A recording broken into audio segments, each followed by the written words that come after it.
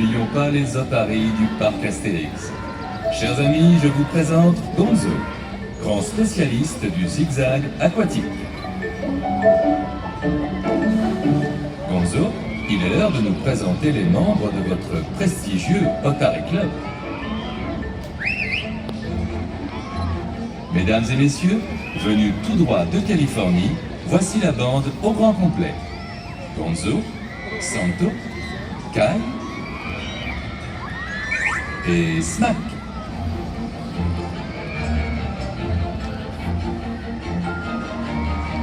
Mais comment différencier les mâles des femelles?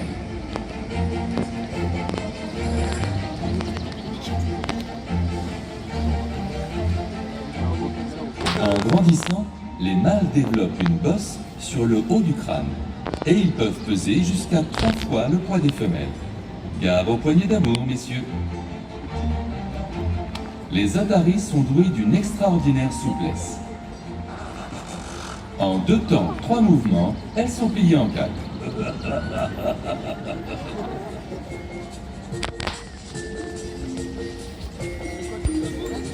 Elles possèdent 2 petites nageoires postérieures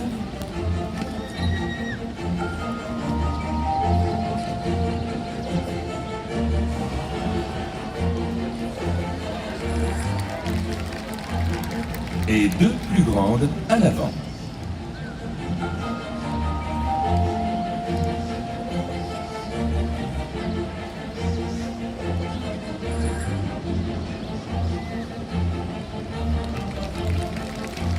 Contrairement au phoque, qui n'a que des toutes petites nageoires qui l'empêchent de marcher. Délimitation du phoque.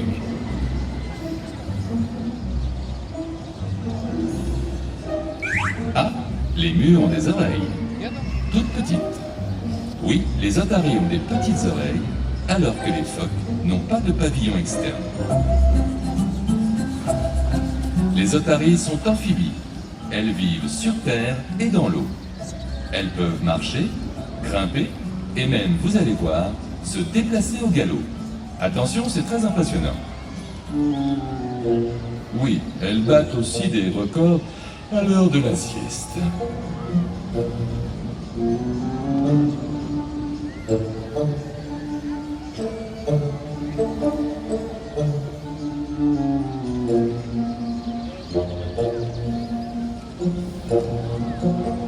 Du grand art, admirez le travail.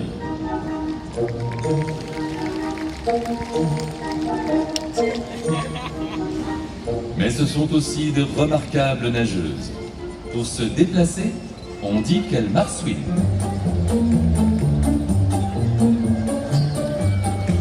Elles peuvent atteindre les 30 km/h. Allez, 35. D'accord, 40 km/h, mais c'est mon dernier mot, Gonzo.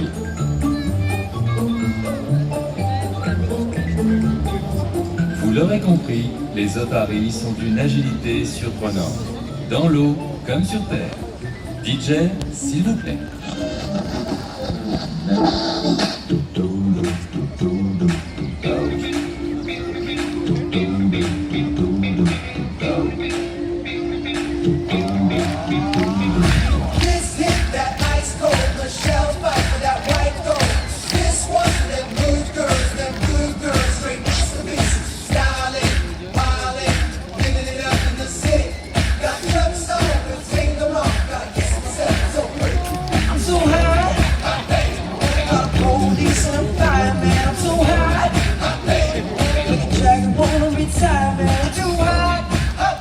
À chacune son tempo, son tempérament.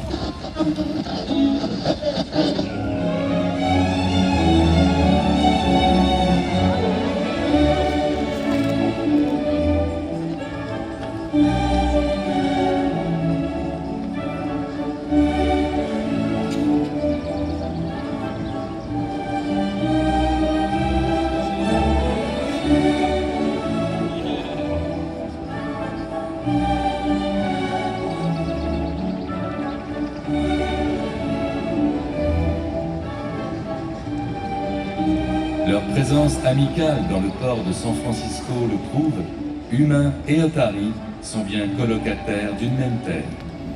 Continuons de cohabiter dans le respect et l'harmonie. Accueillons maintenant l'éminent professeur Delfour.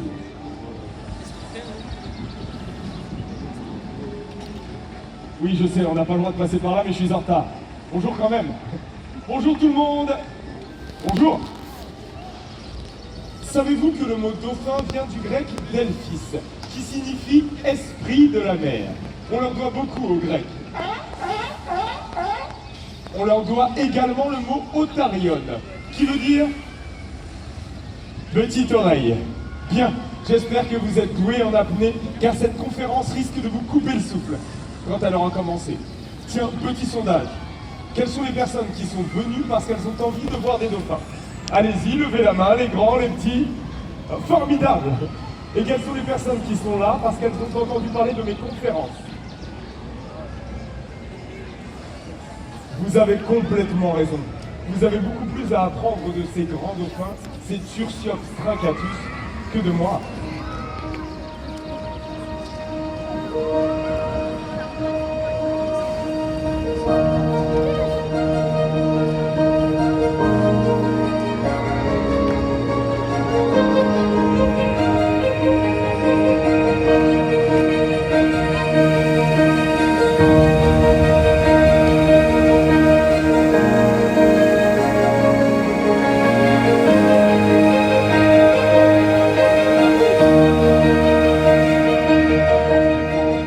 Avant que vous ne me posiez la question, je vous réponds. Oui, c'est de l'eau de mer, reconstituée. La planète se réchauffe. La banquise est en mode décongélation. Elle fond, oui. Ainsi fond que les océans montent et que votre morale descend. Et qu'est-ce qu'on va devenir le jour où on n'aura plus pied? Des mammifères marins.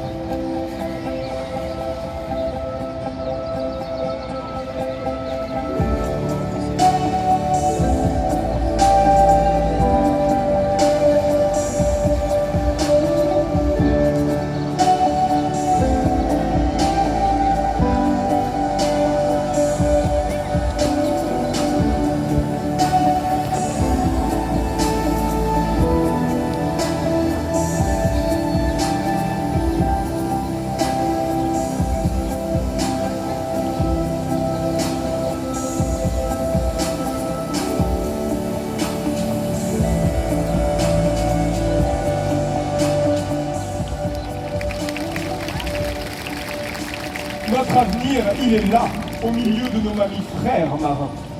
Mais à la question, seriez-vous prêt à cohabiter avec une nouvelle espèce de mammifères marins, sympathique? Votre réponse est...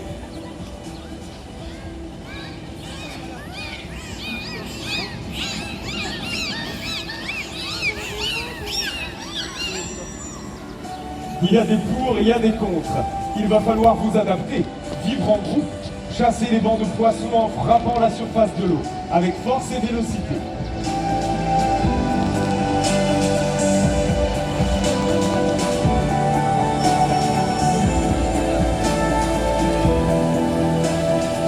Vous pourrez atteindre des vitesses de plus de 40 km/h, grâce à un corps puissant et profilé. Le corps puissant et profilé, vous l'avez, c'est bon. Qu'est-ce qu'il vous manque? Je vous pose la question. Exactement. Des nageoires.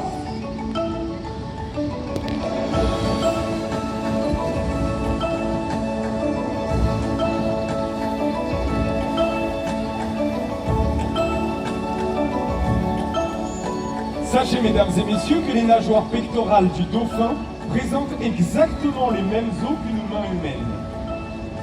La nageoire dorsale ne possède pas d'os. Elle lui sert à se stabiliser. Et sa nageoire caudale, sa queue, c'est son moteur.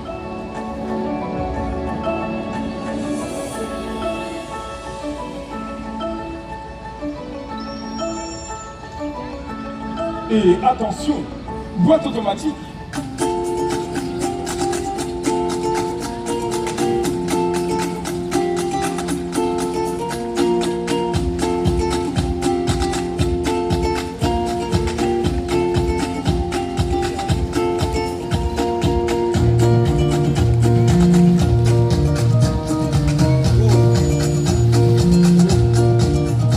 Comme vous allez pouvoir le constater, les dauphins voient aussi bien dans l'air que dans l'eau.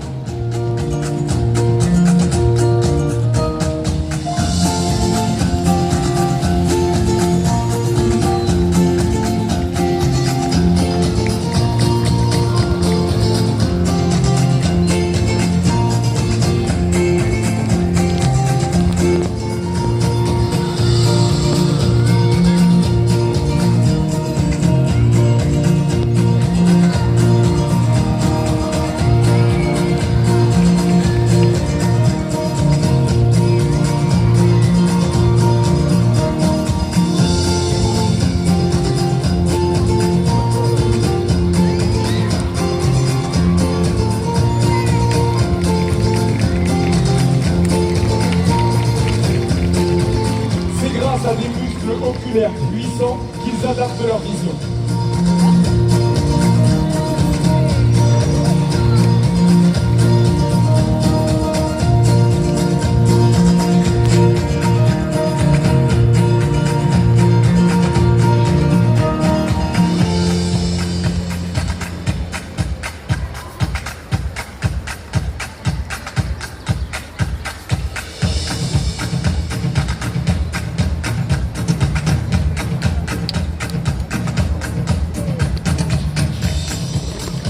Petite précision, sublime mammifère des gradins. Votre nez, aussi charmant soit-il, dans l'eau, vous n'en aurez plus besoin. Vos narines vont progressivement remonter vers le haut du crâne, là où se trouvent les vents, la narine par laquelle respire le dauphin.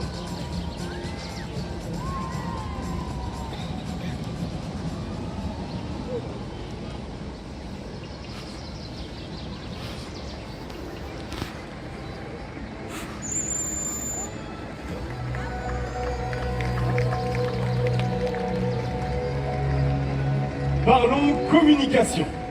Ouvrez grand les oreilles, ou plutôt non, ouvrez votre bouche. C'est par là que les dauphins entendent. C'est la mâchoire inférieure qui transmet les vibrations sonores jusqu'à l'oreille interne. Faisons une petite expérience. À mon signal, chacun va me dire son prénom. Attention, je m'appelle... Bernard. Oui, c'est bien, mais on va reprendre un peu plus fort. Attention, je m'appelle... Si j'avais été un dauphin, j'aurais compris tous vos prénoms. Les dauphins parlent tous en même temps, comme à l'Assemblée nationale. Sauf que les dauphins, eux, se comprennent. Pour se déplacer, chasser, en bande organisée, ils communiquent.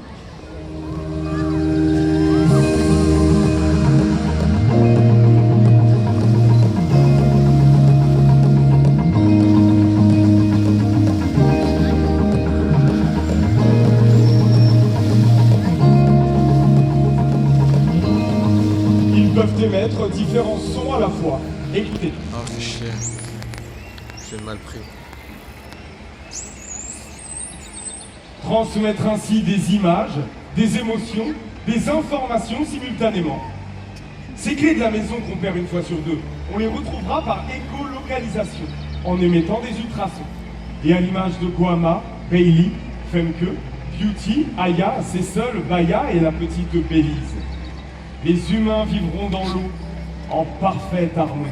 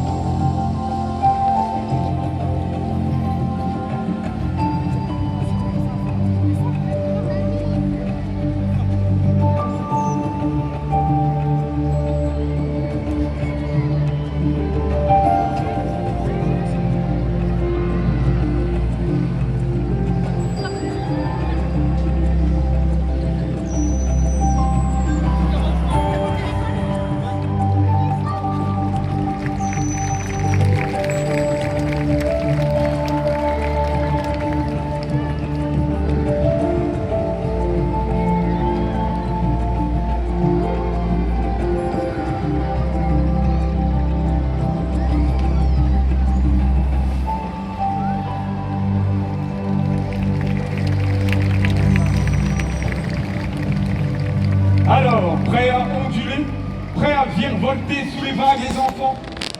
Oui, mesdames, oui, messieurs, vous allez évoluer dans l'eau mieux que sur terre.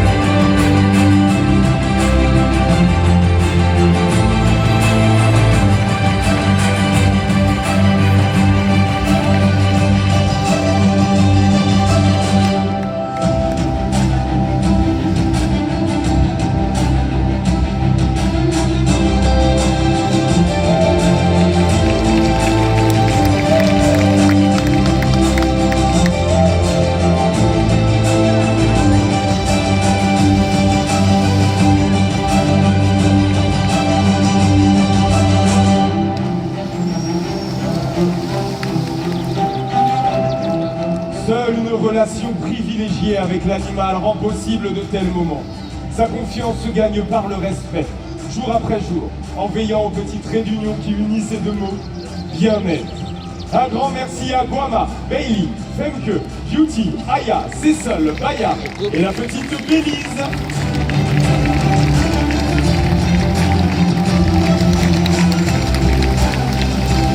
Ainsi qu'à nos facétieux Bonzo, Santos, Smack et Kai.